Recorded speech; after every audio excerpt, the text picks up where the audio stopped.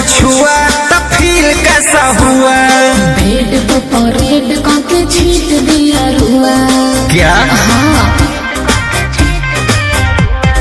सैया जब छुआ तो फील कैसा हुआ? बेड पे परेड करके छीट दिया रुआ। सही सही बोलो यार क्या क्या किया?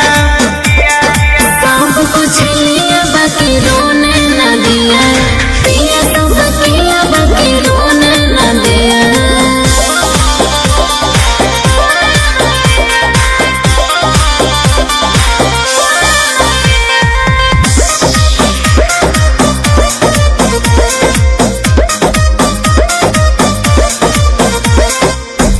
ऐलो नहीं बहलम के काहे दहाया गे? हरा दिल कहू कपड़ा नया नहाया गे। काहे गे? दबा दिल कैला पशु पता चल न फिर कैसे हो गेलै भोर। कैसे बहुत दिया प्यार वाला पिया? सब कुछ लिया बाकी रोने न दिया। पिया सब किया बाकी रोने न दिया।